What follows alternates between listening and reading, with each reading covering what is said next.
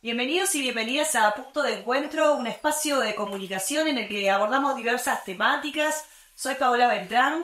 En esta oportunidad estamos conversando sobre economía y para este capítulo, digamos, de esta serie, tenemos invitado a el doctor en economía, Mauricio Garrosa. Bienvenido, Mauricio. Yo gracias por la invitación, un placer.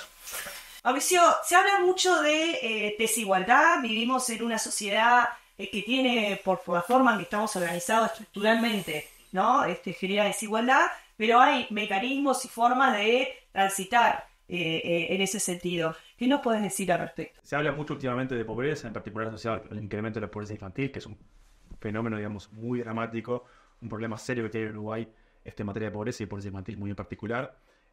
Pero, digamos, la forma de ubicar adecuadamente el tema, coincido que es poner el tema de la desigualdad en el centro. Uruguay es un país que es muy desigual.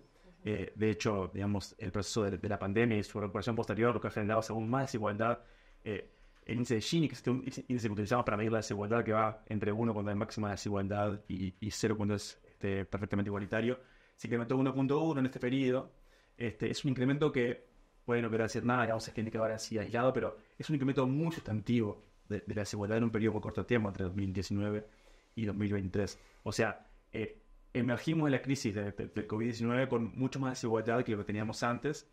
Y esto además no tiene nada de natural, porque en realidad en la región en su conjunto somos solo 3 países de toda la región de América Latina y el Caribe que tenemos hoy más desigualdad que antes de la pandemia. Todo el resto de la región, incluso aquellos países que tienen gobiernos de derecha, tienen desigualdades que son menores a las que había antes de la pandemia. Así que Uruguay, digamos, era un país que ya tenía una situación de desigualdad muy marcada, y que además tuvo un incremento sustantivo en 2 años. Pero que venía de un descenso. Sí, eso es importante destacarlo, porque en realidad entre 2007 y 2008 y 2013-14 hubo una caída dramática de la desigualdad en Uruguay. Fue una caída muy sustantiva en un periodo muy corto de tiempo, apenas 4 o 5 años, en que la desigualdad se desplomó en Uruguay. Y yo creo que eso es parte de lo que hace sentir como de que Uruguay tenía un problema de desigualdad, pero lo afrontó vigorosamente, entonces por tanto ya no era tanto un problema. En realidad sí, porque veníamos de niveles muy elevados, la desigualdad cayó muy, muy rápidamente y cayó por incremento del empleo, incremento del crecimiento de la economía, pero en particular porque hubo un conjunto de políticas públicas deliberadamente redistributivas que tenían como objetivo explícito bajar la desigualdad, y por eso porque se logró bajar la desigualdad. Se bajó la desigualdad porque digamos, fue un objetivo de política claramente definido y se desplegaron políticas muy agresivas en el buen sentido del término que lograron bajar la desigualdad. Yo creo que eso, que haya bajado la desigualdad, que también somos un país relativamente igualitario en el contexto latinoamericano y toda esta tradición como ballista, de sociedad integrada que tenemos, nos hace creer que somos un país que somos igualitario, pero en realidad no lo somos, ya no lo éramos en 2019, que veníamos de un proceso, como decías vos, de caída de la desigualdad, pero después también de estancamiento. Entonces eso ya era una señal de alarma que por supuesto se agravó mucho con la pandemia y la recuperación, digamos, posterior. Pero con un punto adicional, y es que creo que también es clave para pensar las políticas públicas de acá en adelante.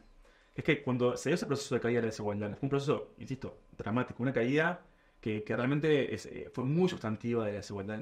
Básicamente lo que hicimos fue recorrer en 5 años entre un tercio y la mitad de la distancia que nos separaba de los países más igualitarios del mundo. O sea, fue un descenso realmente muy marcado. Pero ese descenso de la desigualdad, dicho es importante retenerlo, se dio sobre todo porque, digamos, el 99% de la población se volvió relativamente más igualitaria. O sea, la desigualdad cayó porque el 99% de nosotros y nosotras se volvió más igual. Pero el 1% quedó casi intocado. Es decir, la participación del 1% de más ingresos y de más patrimonio en la economía se mantuvo estable, incluso en este periodo de reducción de la desigualdad. Y de hecho, creció un poquito. O sea, hay una franja que se mantuvo en su acumulación, digamos, y después todo el resto se equilibró entre sí. Exacto. Entonces, creo que eso también da cuenta, digamos, de algunas limitaciones de las políticas públicas que fueron, insisto, muy exitosas para abatir la pobreza y abatir la desigualdad, pero que sin embargo tuvieron como limitaciones para llegar a esos, básicamente al 1% superior, que es un fenómeno que pasó en Uruguay, pero además lo hemos visto en toda América Latina. O sea, en general todo el proceso redistributivo de América Latina estuvo signado por esto. Incremento muy rápido de los ingresos de los hogares más pobres, moderación de crecimiento de los hogares relativamente más ricos, pero no de los más ricos. El 1% se mantuvo más o menos estable, incluso creció en toda la región. Entonces podemos decir que ir en contra de la desigualdad es una decisión política. Sí, ciertamente, por supuesto hay procesos económicos, sociales, culturales, muy complejos que siempre están como determinando estos movimientos que observamos, pero hay una parte que es evidentemente política y decisiones de política pública. No es que sea sencillo bajar la desigualdad. Esto es importante también retenerlo, digamos. La desigualdad baja, cae si uno la hace caer, si uno la tiene de ceja y ceja, porque si no, no hay forma de bajar la desigualdad. Es una cosa muy, digamos, difícil de mover, pero es posible. O sea, la experiencia histórica internacional muestra que cuando no ha habido políticas públicas redistributivas, ambiciosas, se logra bajar la desigualdad, y la experiencia uruguaya reciente, estamos hablando de hace unos poquitos años, muestra lo mismo. Requiere audacia. Hay que pensar que para que cayera la desigualdad en el periodo 2008-2013, ¿qué pasó? Hubo crecimiento económico, crecimiento del empleo, pero además, consejo de salarios, que incrementaba los salarios sobre todo más sumergidos, mucho más rápido, incremento del salario mínimo, pero además un refuerzo considerable de los ingresos de los hogares más pobres vía transferencias monetarias, y además el IRPF, que lo que hacía era moderar el crecimiento de los hogares más ricos. Entonces, todos los ingresos crecían, pero crecían más rápido que los hogares más pobres, entonces la desigualdad se comprimía. ¿Pero qué? Consejo de salarios, salario mínimo, reforma de transferencias monetarias y IRPF. Políticas que son como fueron caras políticamente, en el sentido que no fueron sencillas de ser aprobadas, que después se las cobraron a la izquierda por mucho tiempo, de hecho hasta hace muy poco. Entonces, nada, hay que reconocer que se puede bajar la desigualdad, pero es necesario dos cosas: actuar en toda la línea de frente. No hay una bala de plata con esto. Hay que tener muchas políticas públicas deliberadamente redistributivas y hacerlas con audacia, porque sin ese componente, digamos, no se puede. Se escucha mucho en estos días esta información que salió de que el 95% de la población vio reducidos sus ingresos y que solamente un 5% los aumentó. ¿Tiene que ver con esto que estás conversando? Sí, esto yo decía hoy, lo decía de forma un poco menos clara que esta, que es que el índice de Gini se incrementó 1,1 puntos, que yo sé que es un indicador que puede no ser fácil de leer. Esto, digamos, es un incremento muy marcado porque el Gini no se mueve casi, entonces que 1,1 punto es muy sustantivo. Una forma alternativa de verlo es esto, ¿no? Es ver qué grupos crecieron y cuáles no. Eso que vos decías es cierto, es para con los datos cerrados a 2023, ese es el panorama. 5% de los hogares tienen más ingresos, mucho más ingresos en 2019, y todo el resto tiene menos. Si uno toma los datos que son todavía parciales, hay que tomarlos con pinzas, pero del primer semestre de 2024, ahí se ve que en realidad no es que el 95% perdió, es un poco menos, pero el patrón distributivo es el mismo, en esencia. El crecimiento económico, ¿cómo se repartió? El 5%. En particular el 1, pero vamos a poner el 5%, le fue muy bien, creció muy por encima del promedio, muy rápido, o sea, son claros ganadores de este proceso de primero de crisis, pero después de recuperación económica. Al grueso de la población empató, en los datos cerrados a 2023 nos daba que perdió un poquito, cuando cerramos a 2024, el primer semestre, ganan un poquito, pero, o sea, es un empate. En el medio, hablamos siempre está uno. Sí, claro, y abajo del todo, pérdida de ingresos. En realidad lo que ahí lo vemos en el primer decil de ingresos, básicamente tiene menos ingresos que antes de la pandemia. Entonces, 10% pierde, el grueso de la gente empata y el 5%, 10% superior son los netos ganadores. ¿Eso en qué se traduce? Es más desigualdad. O sea, crecen los ingresos, pero sobre todo tironeados por los hogares más ricos. Y los hogares más pobres hay un deterioro de los ingresos. Que eso es completamente consistente con esto que ya hemos visto también, que es que hoy tenemos todavía más pobreza que antes de la pandemia. La pobreza viene bajando muy lentamente, una lentitud pasmosa, pero sigue por encima de los niveles pre-pandemia. Eso lo vemos en esos datos, digamos, ¿no? Los ingresos de los hogares más pobres decaen, eso deriva más pobreza, pero además que los hogares pobres son más pobres que antes, están más lejos de la línea de pobreza todavía. Entonces, los que tenían más tienen más, los que tenían menos ahora tienen menos aún. Te quería consultar en este sentido. Ay, se me fue, perdón. Esta es la parte que edita. Tenía la pregunta y se me fue. Políticas públicas. Ahí va, en ese sentido. Bueno, vamos de vuelta. Entonces, vos hablabas recién de cómo se había bajado en su momento la desigualdad. Estamos en un contexto mundial también bastante complejo, ¿no? Están ocurriendo muchas cosas en el mundo. ¿Cómo se puede hacer? En esto es una decisión política, hay que atender varios frentes. ¿Cuál es la propuesta para efectivamente atender esta situación? Acá claramente, digamos, también aprendiendo del pasado, ¿no? De nuestro pasado incluso. Bien. Lo que hay que hacer es pensar en un conjunto de políticas públicas. Insisto con esto que no hay una bala de plata, no hay una política que por sí sola vaya a lograr reducir la desigualdad y la pobreza. Pensando en un conjunto de políticas públicas. Que busquen que haya crecimiento económico, pero a la vez Eso lo precisamos. Uruguay necesita crecer nuevamente a tasas Sí. más elevadas, pero a la vez precisa traducir ese crecimiento económico en una reducción de la desigualdad. ¿Qué es? Que es que pase lo opuesto, que es que crezcan todos los ingresos de todos los hogares, pero crezcan mucho más rápido los ingresos de los hogares pobres, y que los hogares ricos puedan crecer, pero, digamos, a tasas mucho más moderadas que lo que está creciendo ahora. Eso fue lo que pasó, digamos, en los primeros 2 periodos, también el tercero del Frente Amplio. ¿Cómo? Hay que pensar en conjunto de políticas. Están las políticas como más, digamos, distributivas, digamos, que es como antes de la acción de impuestos y transferencias, que son básicamente incrementar el salario, que se incremente la masa salarial en relación al PIB, que crezcan sobre todo los salarios más sumergidos, eso es clave. Ahí hay como todo un conjunto de políticas públicas que, vía consejos de salarios o salario mínimo, puede ser una vía para actuar. Y después está toda la pata redistributiva. O sea, lo que hacemos después de que sea este primer reparto entre tramos de capital, en esencia. Y ahí hay que pensar, me parece, que lo más adecuado es como en clave de binomio. O sea, pensar siempre en transferencias de ingresos financiadas con un impuesto que sea progresivo. Ahí, digamos, no hay mucha vuelta.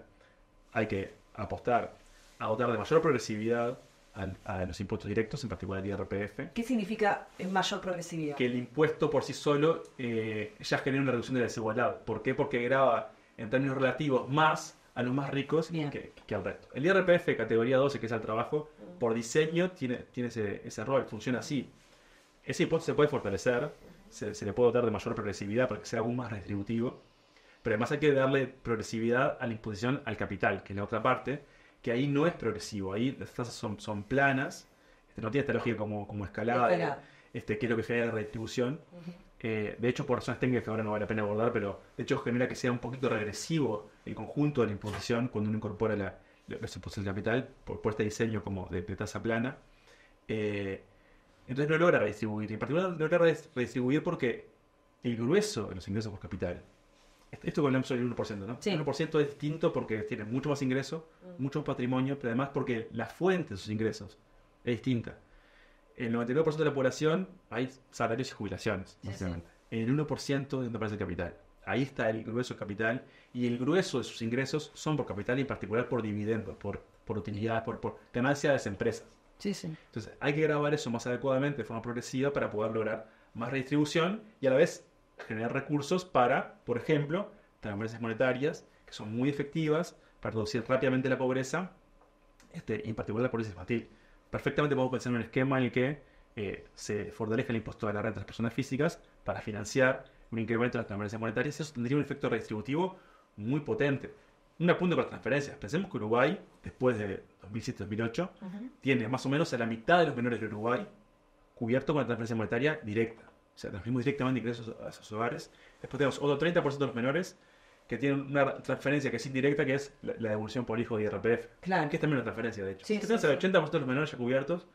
Habría que pensar en apuntar un esquema que cubriera a todos los menores con una transferencia única para darle universalidad y darle mucho más poder de fuego a un sistema que ya es potente.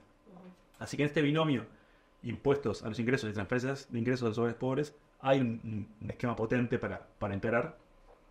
Y después está la pata patrimonial.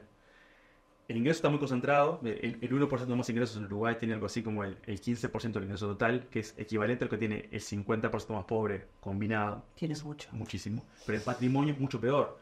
Es 38-40% de la riqueza total la que tiene el 1% más rico.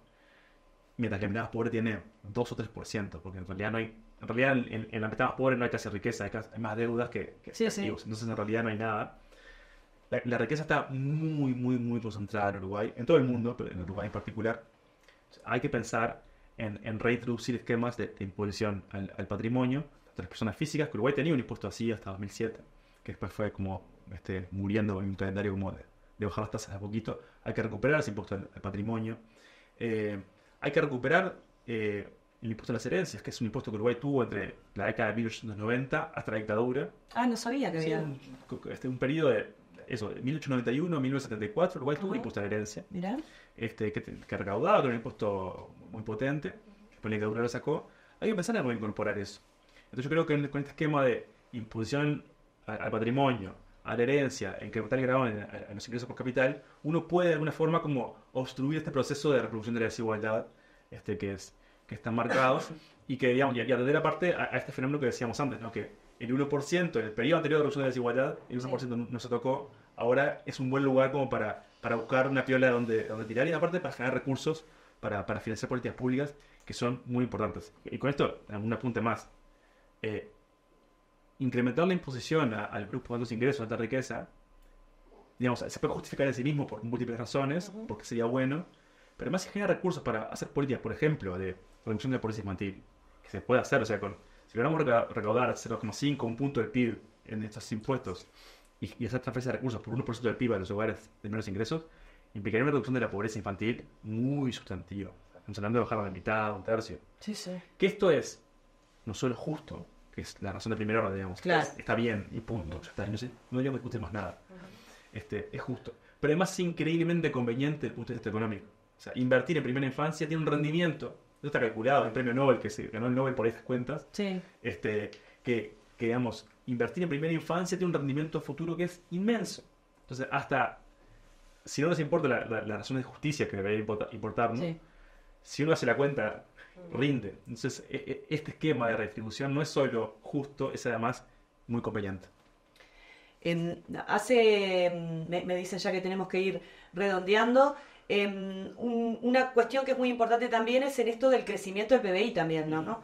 No sé si fue ayer que la Confederación de Industriales hizo una serie de propuestas que tienen que ver con el desarrollo. ¿Cómo se está pensando en ese sentido? ¿Cómo desarrollamos al país para que crezca el PBI? Además de esto que estás conversando de la redistribución y demás. Sí. Ahí digamos, la apuesta tiene que ser por múltiples lugares. Digamos, yo creo que el impulso al crecimiento económico está como en la base de toda esta discusión. Hay que sopesar bien, por ejemplo, cuando uno piensa en imposición, que no sea imposición, impuestos que generen una complicación mayor para el crecimiento económico. Esto es muy importante, digamos.